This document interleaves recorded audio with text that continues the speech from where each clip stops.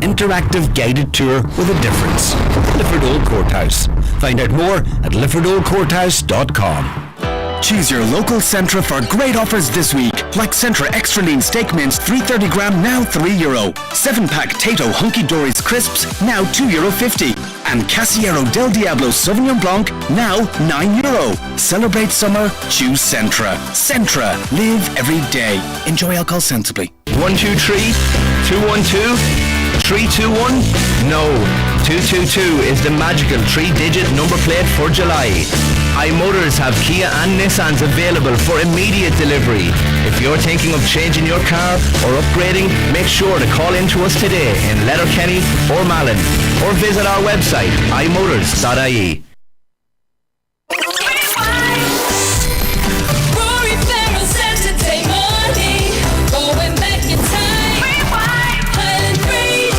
It's 22 minutes to midday. It's Saturday morning, and we are going to talk now. We're going to talk movies and everything that is going on the big screen at the moment, and also what's coming our way over the next month or so. And I'm delighted to say I'm joined by Mr. Collie McFadgen. Good morning, Collie.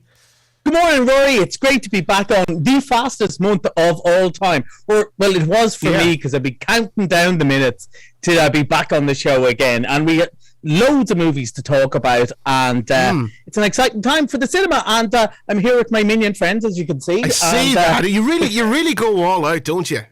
I blend in, you know. It's not a coincidence that they went for the colours. I feel it was based on me, but we will get to Minions anyway, because let's face it, they are everywhere. You see the ads everywhere. It's all about the Minions, of course. It's all about the Minions. But I suppose first, let's look after, you know, a little bit older audience. Now, when we finished last week, last month, what we were talking about was Elvis. Yeah. We were both kind of looking forward to and excited about Elvis. But I know myself that I was kind of hesitant a little bit about, you know, what sort of movie it was, because we heard all these rumors, and it's made by Baz Luhrmann, who's never made like just a straight movie in his life. You know, when his version of musical was Moulin Rouge, his version of a classic Shakespeare drama was Romeo and Juliet with rock music. So we weren't quite sure what sort of Elvis movie we were going to get.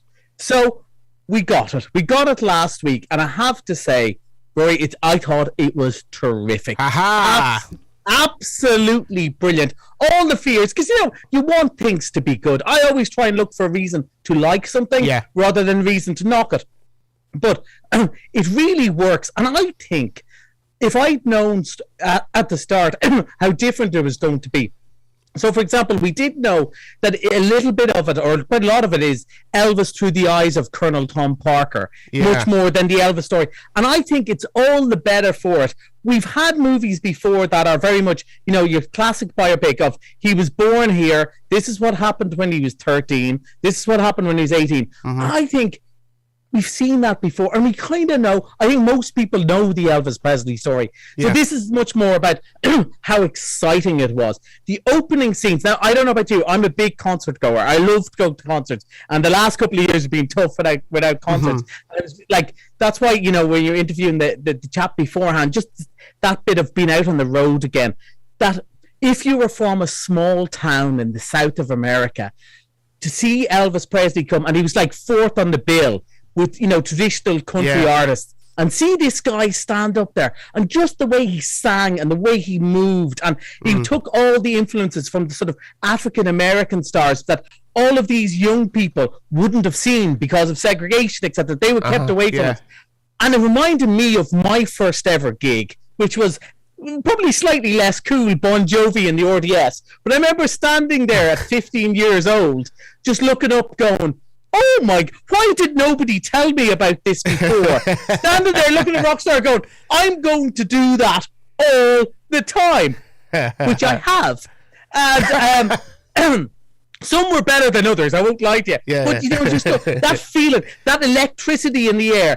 And that's what it captures. And I don't know how accurate all of it is, but the spirit of all of it is accurate. And one of the funny things about it was, I was saying to you last month, that Priscilla Presley and Lisa Marie Presley both gave it a big thumbs up. Yeah, got the big endorsement from the family, which is always it's always a good sign.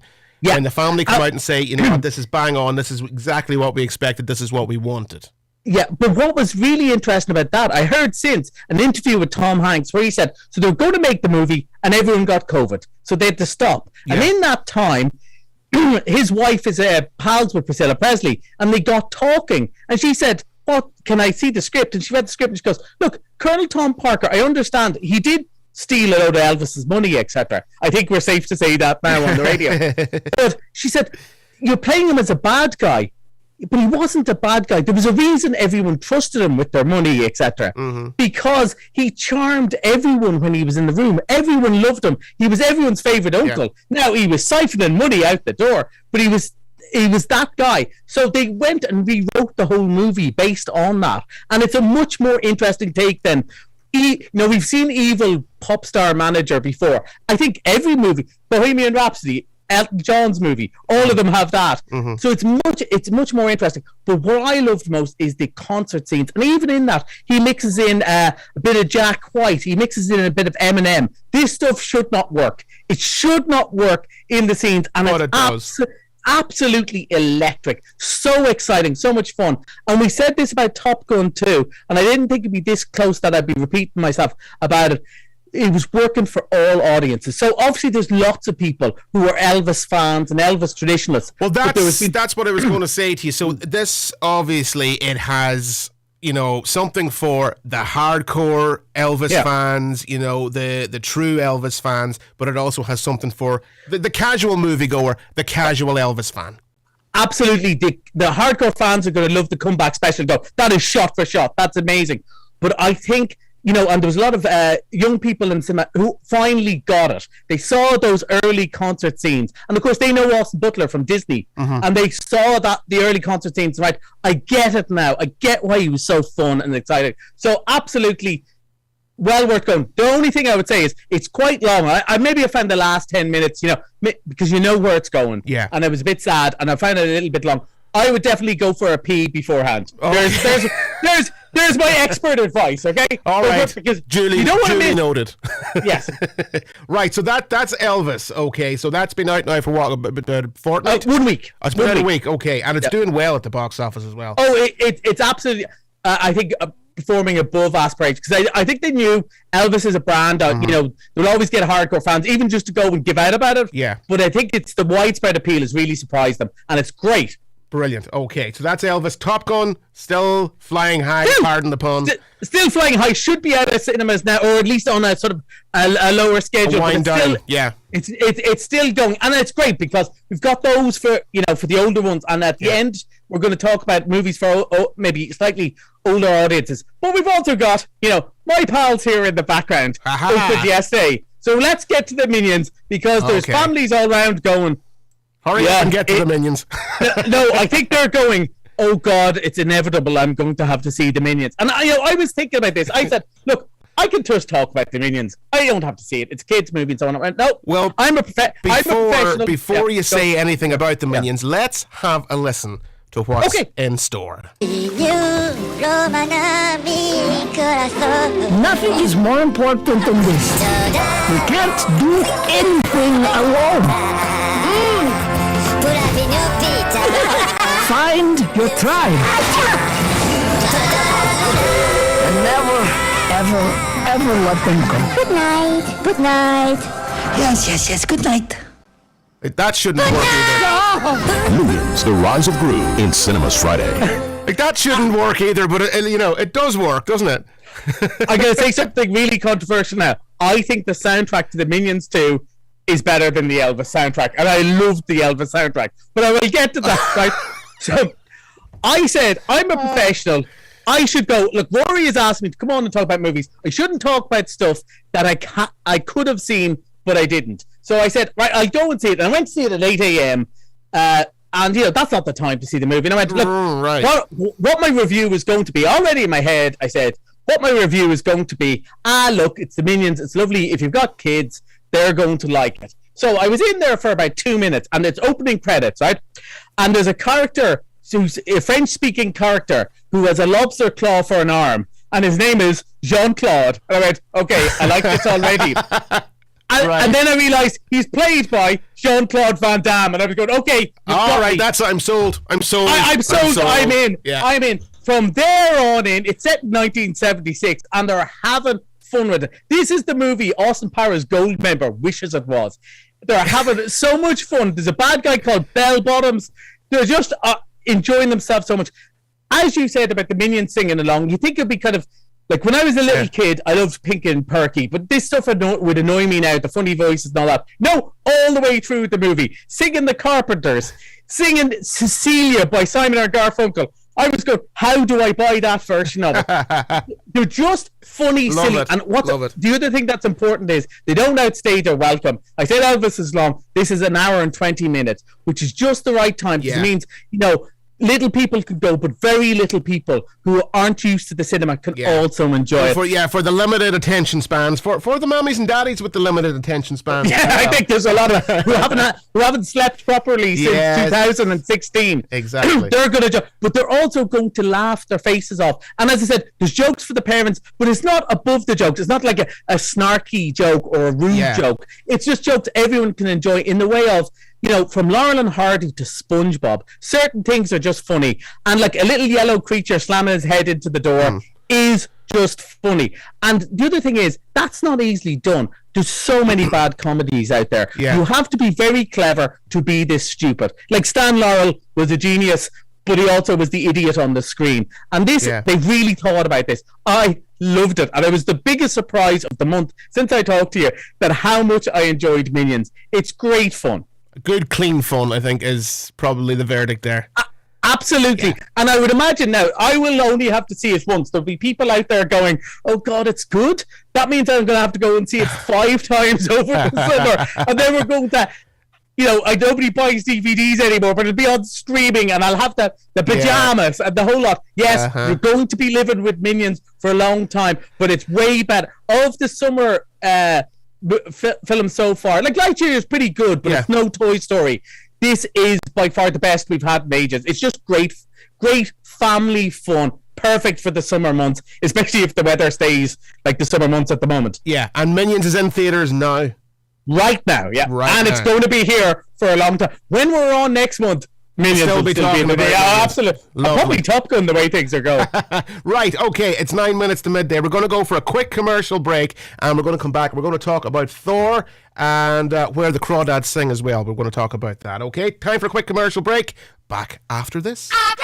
Tesco Club Card has the power to lower prices on favourites like Fire Pit Ultimate Burgers 400 gram and 6 jumbo sausages 600 gram, any 3 for €10. Plus Villa Maria Sauvignon Blanche 75 cl and Kylie Minogue Frisante Rosé 75 cl was €15, now €10 each. It can't stop you going for seconds though. Nothing's that powerful. Lower the cost of your shop with your Tesco Club Card or app. The power to lower prices. Tesco. Every little helps. Products subject to availability. Excludes express stores. Enjoy alcohol responsibly. The wait is over. Chris Norman, the original voice of Smokey, plays Lennon Festival Ramelton on the 9th of July. Hear Chris and his band playing all the hits. Oh Carol, Mexican Girl, Don't Play Your Rock and Roll to Me, Alice, plus many more hits. Tickets on sale from universe.com and local outlets. For full details, follow Lennon Festival Ramelton on Facebook. That's Chris Norman and his band, presented by Joe Gallagher Entertainment.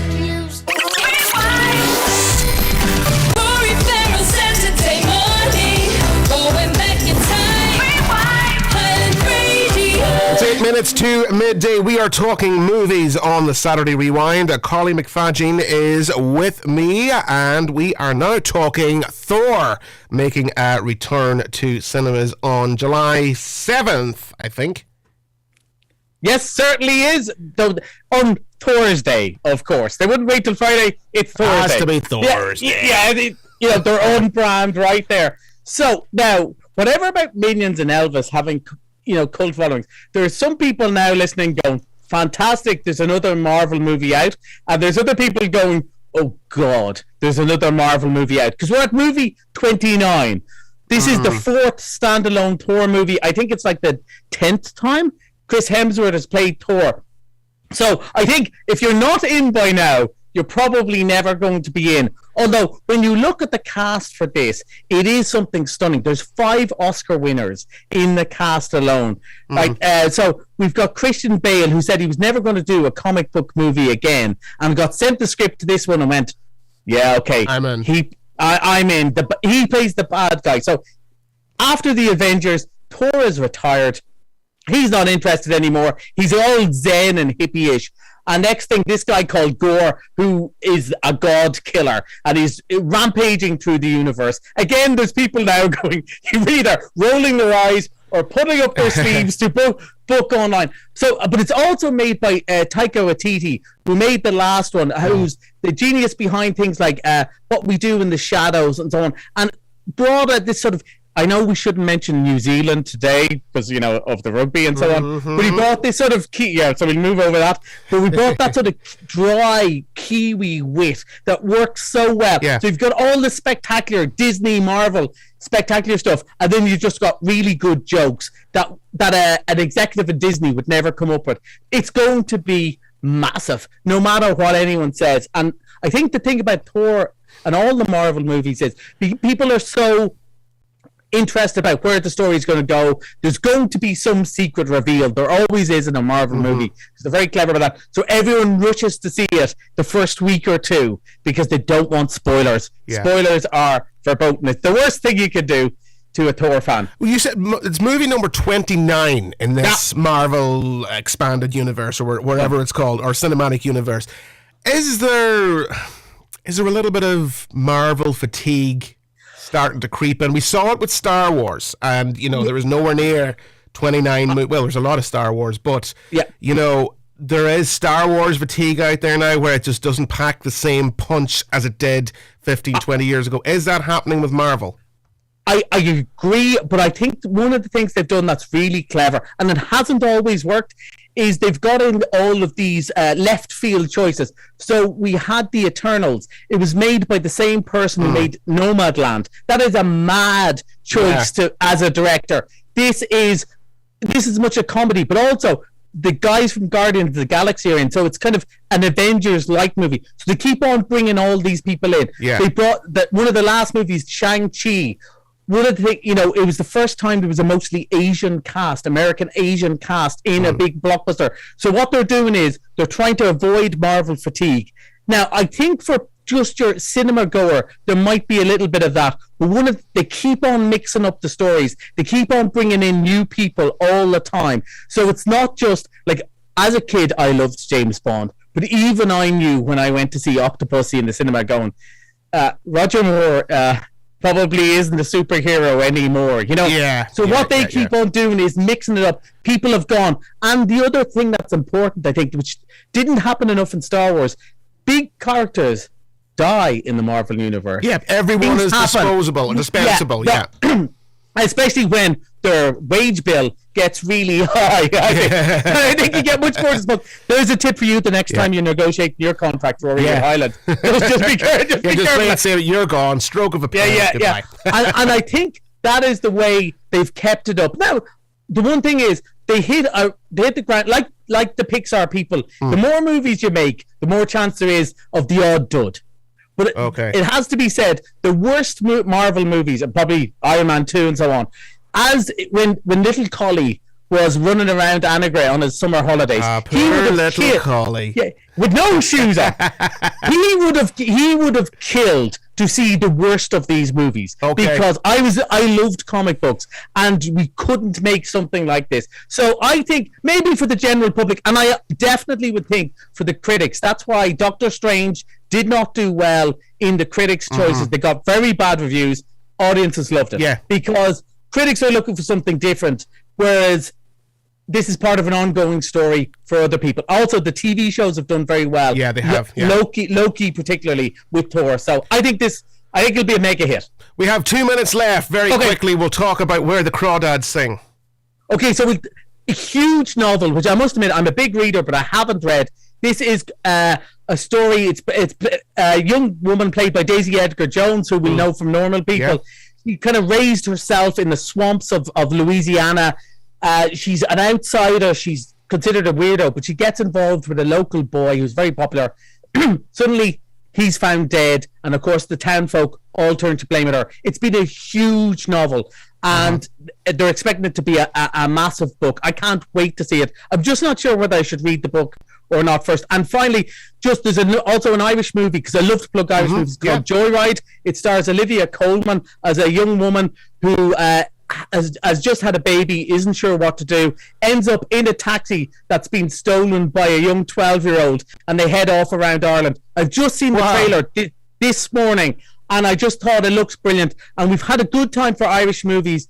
Stuff like Colleen Kuhn and Orox have done really well in Irish cinemas, so it'd be brilliant to see another Irish movie. As much as we love Thor, as much as we love Minions, it would be great to see an Irish movie do really well too. Of course, that's what we want to see. Collie, thanks as always. We will talk to you next month. Can you believe it will be into August? No. But we will, I know. Well, listen, we'll talk to you next month. We'll talk about Thor and how it's doing at the theatres, and Minions, of course. We'll still be talking about Minions.